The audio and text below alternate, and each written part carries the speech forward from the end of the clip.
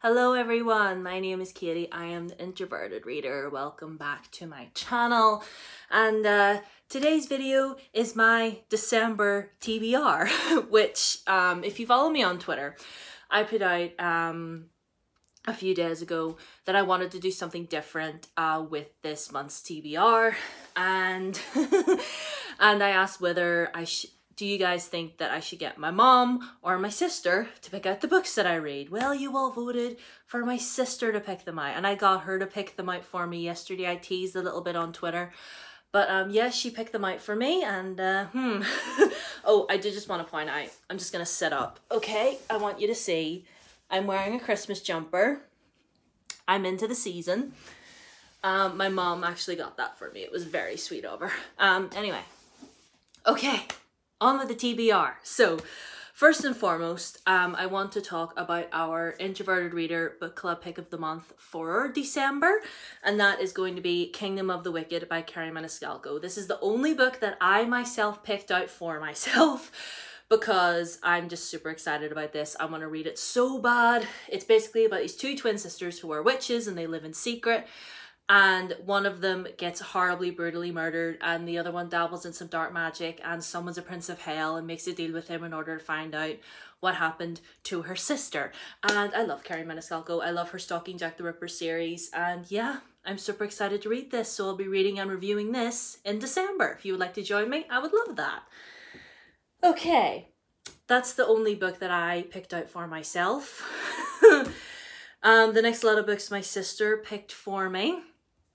And, oh, the very first book that she picked out for me, this is the very first one that she pointed to. I showed her all the books that she could choose from, and out of all of them, she picked this one first.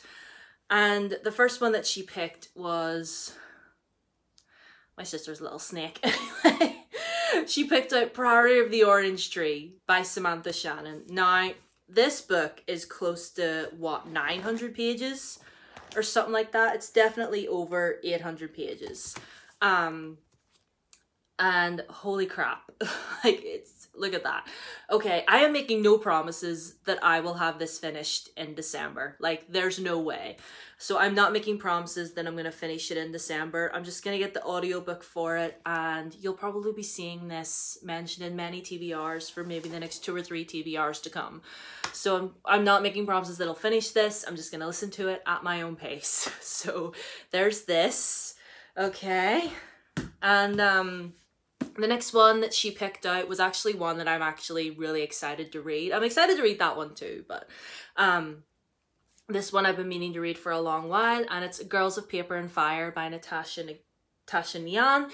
And this is basically a story where a bunch of girls are chosen at random to be like wives or concubines, I guess, to the king. And our one girl gets chosen, but then she ends up falling in love with one of the other girls. So yeah, that's really all I know. You know, high fantasy, she gets brought, it's sort of like 1001 Nights sort of vibe. But then there's a sapphic romance thrown in there, which you know we love. You know we love. So I'm super, super excited about this. And the next one she chose for me is another one that's been on my shelf for a while, and it's When the Curtain Falls by Carrie Hope Fletcher. I have been a fan of Carrie's books for a really long time, and well, just Carrie really in general. And I've read 2 of her other books. I read her non-fiction All I Know Now, and I read On the Other Side as well. And I have her other one, All That She Can See, which actually I met her and she signed that one for me. But this is like her, not like her, well, it is sort of her latest one, because she's writing a new one at the moment, but this is the one about the theatre, and it's set between 2 different timelines. One is 1952 and the other is present day. And it's really just about actors in different productions in the theatre and the ghosts that haunt the theatres. You know, like, we all think that the magic happens when the curtain goes up, but the real magic happens when the curtain goes, when the curtain falls.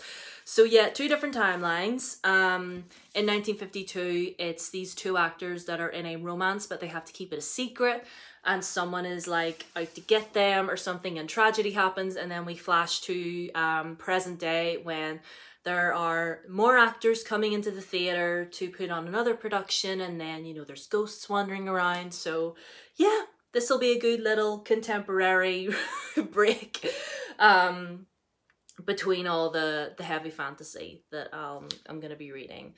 But yes, I am super excited about this.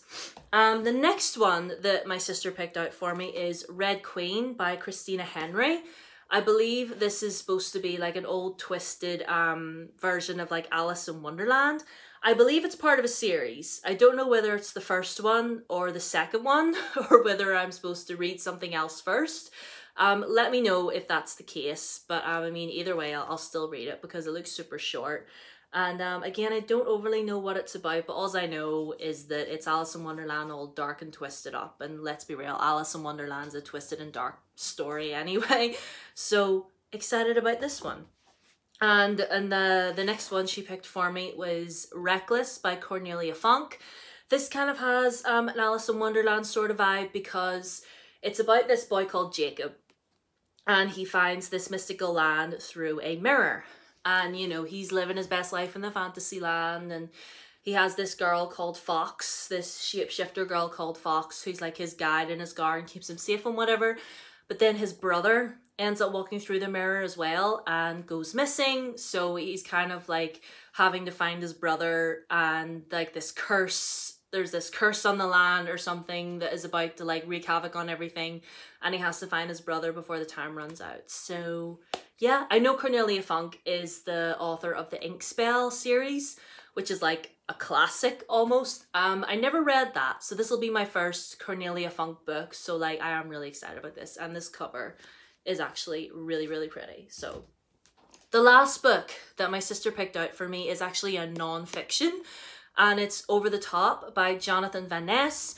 I adore Jonathan. I adore Queer Eye. Like, I adore all the members of the Fab Five, and if you haven't watched Netflix's Queer Eye, I highly recommend you do. Jonathan is a member of the Fab Five. He is the hair and grooming expert.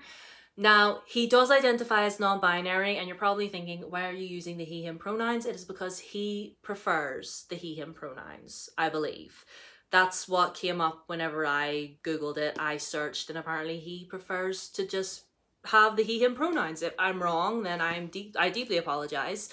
But yeah, this is like just like a little memoir, just really about Jonathan's journey and, you know, all the stuff that he went through. It's not like a play-by-play of every day of his life, but there is a little disclaimer here. Where is it?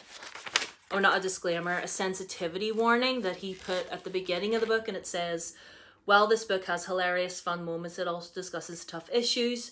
While there aren't graphic details, if you're a survivor of sexual abuse or struggling with addiction, please utilize the resource pages in the back of this book. So yeah, if you're gonna read this, there are resources at the back that Jonathan has put, you know, so like if anything in here is triggering. So like I said, sexual abuse, addiction, because I believe Jonathan himself has, well, obviously Jonathan himself has gone through some of those things, but I am super excited to read this. I might get the audiobook for this actually, because I believe Jonathan reads it himself. So yeah, those are all the books. Those are all the books that my sister picked out for me to read in December.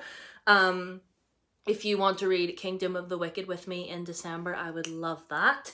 I'm still flabbergasted that she picked out Priory of the Orange Tree. Like literally the very first one she pointed to. I showed her all the books and she pointed at that one. I went, that one, the big one. And I went, seriously? And she went, yep. So that's on me for giving her options. Anyway, so if you want me to do something like this again in the future, like if you want me to see if I could get my mom to pick out books for me in like, not like next month, but maybe like the month after or something, or even I could ask my Twitter followers or my Instagram followers or something, because I like doing stuff like this. I like to mix it up. So anyway, those are all the books that I'm going to be reading in December.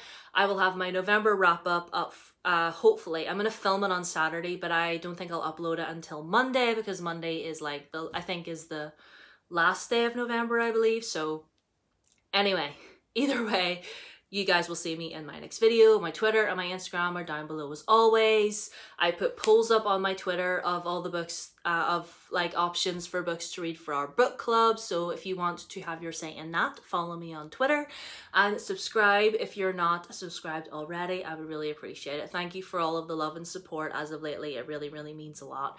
And yeah, I'll see you guys in my next video. Bye.